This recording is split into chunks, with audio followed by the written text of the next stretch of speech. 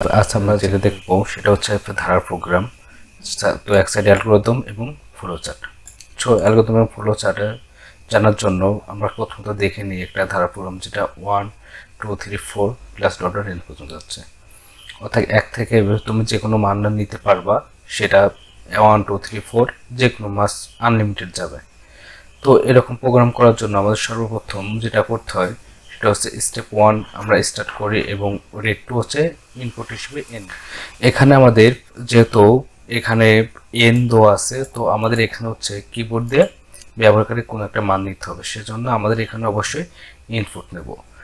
Step 3তে আছে, তো আমরা দেখো স্টেপ 3তে হচ্ছে আমাদের এই ধারার প্রোগ্রামের ক্ষেত্রে এখন আই সমান 1 দেওয়া চোখ, আই মানে চোখ। তো প্রথমত এই ধারা প্রোগ্রামে আমরা সর্বপ্রথম কি দেখতেছি, তো দেখতেছি এখানে 1 আছে, তো সেখানে আই সমান 1, অর্থাৎ এই ধারার প্রোগ্রামে শুরুতে যেটা থাকবে সেটা আই সমান সেট হবে এবং এজ সমান কি ঝুড়ি।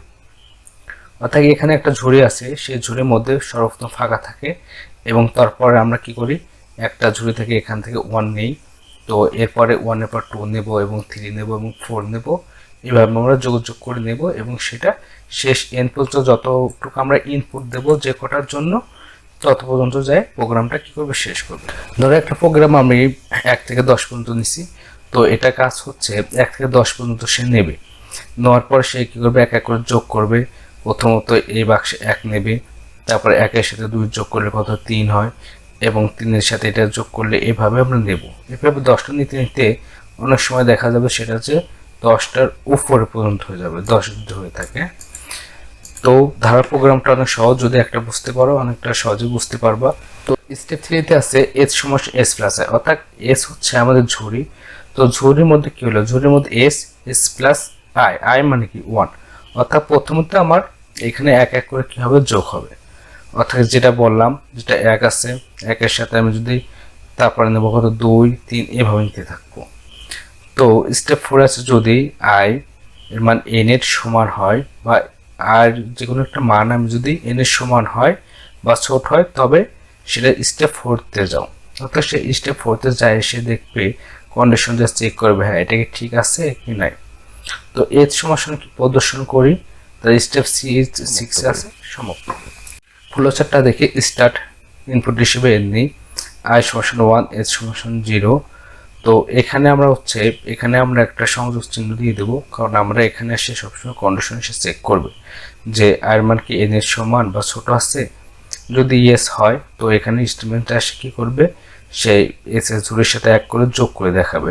তো আই সমান ও আই সমান কি করবে আমাদের এটা, এটা হচ্ছে আমাদের কি হচ্ছে প্রসেসিং। ওকে, তো এখানে যদি নো হয় তাহলে প্রিন্ট এস এস প্রদর্শন করবে, তারপর সমাপ্ত করে দেবে প্রোগ্রামটা। ওকে, তো দেখো এখানে আরেকটা প্রোগ্রাম দেখানো হয়েছে, যেখানে বলা হচ্ছে যে প্রোগ্রাম ল্যাঙ্গুয়েজের মধ্যে 1 2 3 4 অর্ডার 100 পর্যন্ত তুমি যোগফল দেখাও।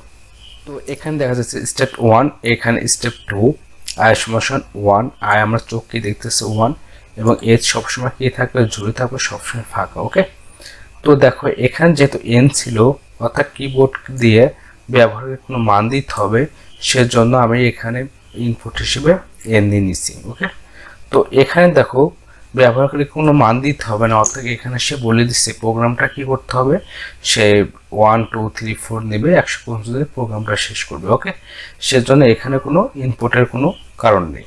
ওকে, তো স্টেপ 2তে দেখি আই সমান অর্থাৎ আমার চোখ প্রথমত এই ধারা কি দেখতেছে 1, তো আমি এখানে আই সমান দিলাম এস এস সবসময় ঝুড়ি কি থাকবে, ফাঁকা। ওকে, তো স্টেপ 3তে দেখো এস সমান এস প্লাস আই, অর্থাৎ এই ঝুড়ি আমার কি হচ্ছে ফাঁকা, এই ফাঁকার সাথে প্রথমত কি করবে, আয় যোগ হবে। আয়ের মান কত, চোখ দিয়ে যা দেখতে সেটা 1 নিল। ওকে, তো আয় সমান 1 প্লাস 1, অর্থাৎ এখানে আমরা 1 এর পর 2 3 4, অর্থাৎ এখানে ইনক্রিমেন্ট বা ডিক্রিমেন্ট কত করে হচ্ছে, এক এক করে বাড়তেছে। ওকে, সেজন্য সে কি করবে, আয়টা সবসময় আয়ের সাথে 1 যোগ করে সে বৃদ্ধি করবে। অর্থাৎ যেমন ধরো এই ঝুড়ির মধ্যে এস প্লাস আই আমি প্রথম নিলাম 1 হলো, তারপর সে কি করবে 2 নেবে, তারপর 3 নেবে, 4 নেবে, এগুলি নিতে নিতে সে কি করবে 100 পর্যন্ত নেবে। যখন 100 পর্যন্ত নেবে তখন প্রোগ্রামটা কন্ডিশনের মধ্যে চলে যাবে যে আয়ের মান কি হবে, 100 এর কি হবে, ছোট বা সমান। ওকে, সমানও হবে। তো যখন 100 পর্যন্ত নেওয়ার পরে সে কি করবে, আরো 1 যোগ করে 101 নেবে, তখন সেটা কি করবে, এই প্রোগ্রামটা দেখাবে যে এখন কন্ডিশনটা আমাদের সত্য নয়। তাই এখানে বলছে যদি আর এর মান 100 এর সমান বা ছোট হয় তো স্টেপ 3 তে যাও, অর্থাৎ সেই স্টেপ 3 তে যাবে। 3 তে যাই চেক করে 100 এর সাথে আবার 1 যোগ করবে, কি হয়ে যাবে 101। তো যখন দেখো 101 হয়ে যাবে তখন এখানে এই কন্ডিশনটা সত্য হচ্ছে না, কি হচ্ছে, মিথ্যা হচ্ছে। তো সেখানে সে কি করবে, নো করবে, অর্থাৎ আমি যেতে পারতেছি না, আমি এই পর্যন্ত শেষ। তখন সে কি করে প্রিন্ট এস প্রদর্শন করে তারপর প্রোগ্রামটা কি করে শেষ করে দেবে। ওকে, তো দেখো আরো একটা প্রোগ্রাম আছে যেখানে 1357 সমস্যা, এটা 100 পর্যন্ত দিচ্ছি। তো এটাও সেম একই, শুধু দেখো স্টার্ট আই সমস্যার প্রথম 1, এস সমস্যার কত, ঝুড়ি সবসময় একটা ফাঁকা থাকবে, এস সমান এস প্লাস আই, অর্থাৎ ঝুড়ির সাথে আই, আয়ের যে মানটা সেটা যোগ হবে। তো এখানে দেখো আই সমান কি হবে, আই প্লাস 2, অর্থাৎ এখানে কি বোঝাচ্ছে তোমার, এই যে আয়ের সাথে 1357, অর্থাৎ এখানে দেখো ইনক্রিমেন্ট হচ্ছে 2 করে। ওকে, তো এখানে আয়ের সাথে 2 করে যোগ করাবে, এবং যদি আয়ের মান 100 এর ছোট বা সমান হয় তবে স্টেপ 3 তে যাও এবং এস প্রদর্শনকে সমাপ্ত করে।